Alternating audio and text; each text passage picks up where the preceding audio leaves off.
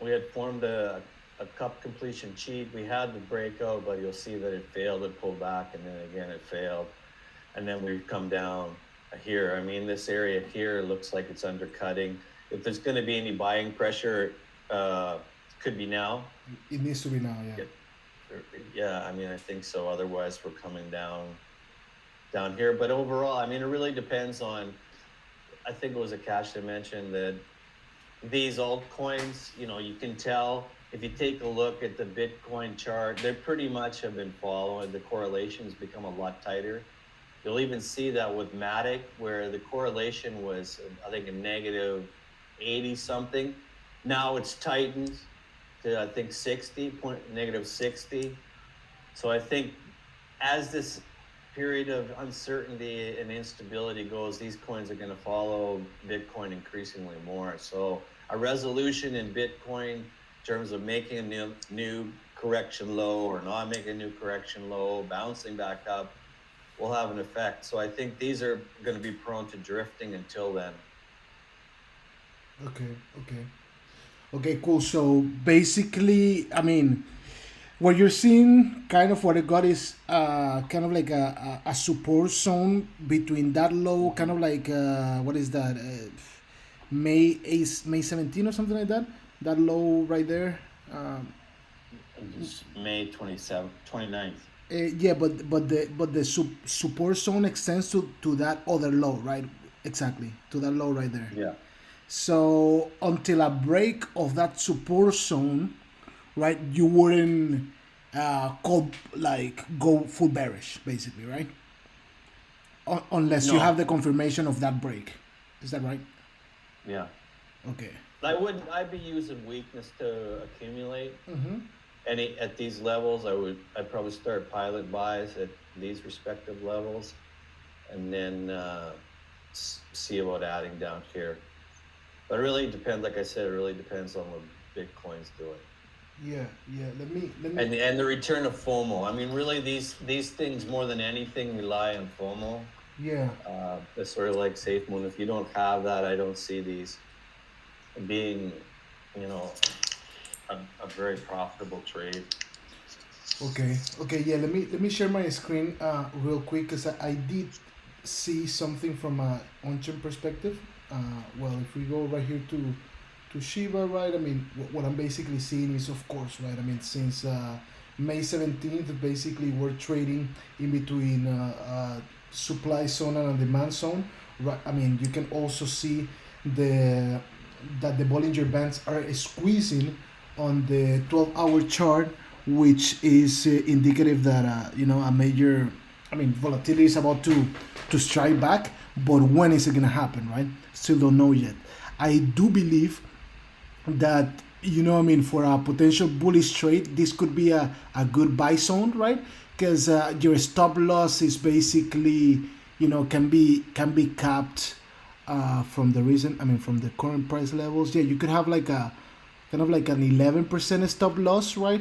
While you're trying to get this rebound right here, which is basically I mean, to this demand wall right here, which we're talking about, what, like maybe like like a 40% upswing or something like that. So I do believe it could be like an interesting point to buy. Of course, I'm not seeing any buying signal. Look at the volume. The volume is there's no volume in here, right?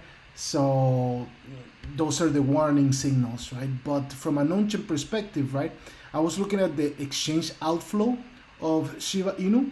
I mean, well, first of all, the network growth, the network is not growing right now. So unless I get something like a rebound, like what we saw right here between May 27 and May 29th, right? And I see this thing going up again, then I could potentially, double down on my bullish trade, right? But interestingly enough, right, every time we had a spike in exchange outflow, especially during a steep correction, we see that the Shiba Inu basically, rose in price, right? I mean, we're talking about the red lines, right? So right here on this downswing, we have a spike, right? It goes up, right? Then it comes down. In this downswing, we have a spike, and then a potential, upswing, right? Right here, look at the massive upswing that we had in terms of exchange outflow, which basically tells me that maybe some people took advantage of this downswing basically to buy, right? They don't want to hold their tokens in exchanges, right? They send it to their wallets, right? They're basically waiting then for this thing to rebound before they can sell. That's what it kind of tells me. The same thing, I'm looking at the same thing from H Consume, which basically tells me that all tokens were moved during this correction, right? So, which coincides with the exchange outflow, right? So, it could be, I mean, this is a raw interpretation of these two metrics, right? But maybe like some old tokens were already sitting on exchanges and they basically just move it to some wallets or something like that, right? So based on the reaction of exchange outflow and prices, I am expecting a rebound right here, right? I mean, of course, Akash already went through this, right? The MVRB 30D is in the buy zone, and it has been in the buy zone for over the past couple of months, I believe. Yeah, let's see, since basically May 15th, over the past month. And other than that, I mean, whales are just buying this thing, but is there a really there's no correlation between whales buying and the actual price of Shiba Inu, but I do see that everybody is basically buying these tokens, right? We're seeing an increase in the number of addresses with 10 million to infinity coins, right? The same thing happens with the addresses with 1 million to 10 million coins, right? And all of the above. So yeah, So sorry to go interrupt, ahead. but the RSI is also very oversold on it now as well. The 14-day RSI is The very oversold. 14-day RSI. Yeah, Okay, so on the 4-hour chart, okay, chart, okay, sorry, let me check. it's extremely oversold, which would indicate that there's some kind of bounce. Exactly, right? But So really, you have to, once you take a look at it, I basically look at the 4-hour chart just because that's where you can get sufficient price history to be able to make at least some type of projection. And you have the 54-hour lining up with the cloud there. That's going to be tough resistance. That comes in around 872. Yep, yep. Which, I mean, it's basically this zone that we see right here. I mean, if we look at the moving average, right? I mean, there is Yeah. I mean, there is a cluster of resistance right here, right? Given by the 54-hour moving average, the 104-hour moving average, right, and the middle Bollinger Band, which is basically the 24-hour moving average, right? So there is a lot of resistance right here for a potential rebound. Which if you also, And yeah, I mean, I was just going to say that there, what you're pointing out there is that if you're a tactical trader, yeah, I mean, you're looking at a 20% pop, which, that's not a bad return. definitely not, especially So, before vacation, right? so so yeah, let's, I wish I could do that. I'm still in lockdown. So yeah, my man, vacation extends to my backyard. man, that sucks, man. But hopefully, sooner rather than later, Chile basically opens up a little bit more again, right? But yeah, Yeah. you're also looking at this basically downward descending trend line, sorry, which kind of like Yeah. also coincides with all of that cluster of resistance we're seeing here. So definitely good point, Sheldon, right? So basically, if we actually have a rebound, if this demand zone actually is able to hold, right, as what we saw with the on-chain metrics, we potentially have a rebound to 82, I would say, 83 to potentially 87, and a break of that, then we'll throw it to, I don't know, it's too many zero, guys, so let's say 10. But yeah. Yeah, there's a lot of upside after that. That's the same with Bitcoin. Once you get through that 41,000, 43,000 level, Yeah. you're at 50 something, no problem. And probably in a short period of time, there's an air pocket there.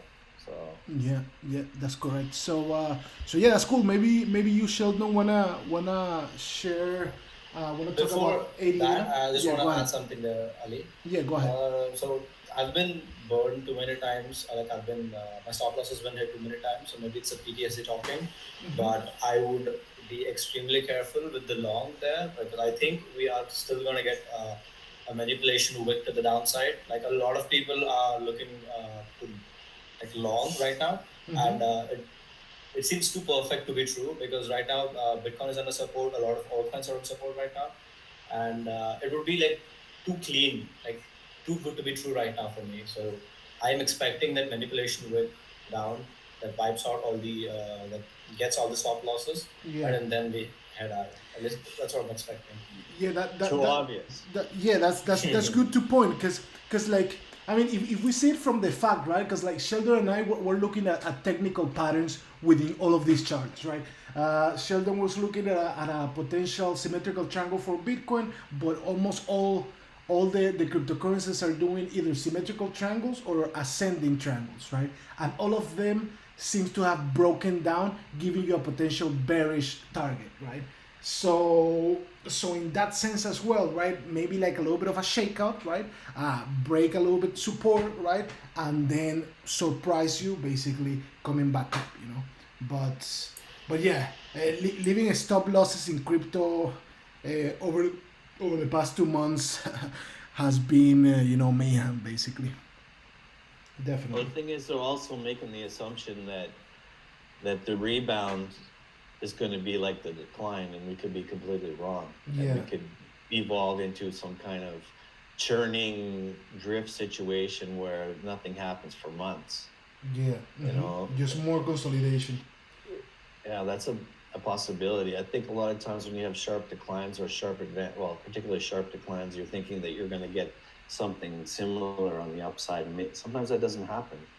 So, these lows might get broken and then nothing happens. There isn't a bounce and the prices drift or they churn and there is no price progress. So I know I always keep that in the back of my mind that, don't get too excited when lows are taken out. Things could last months.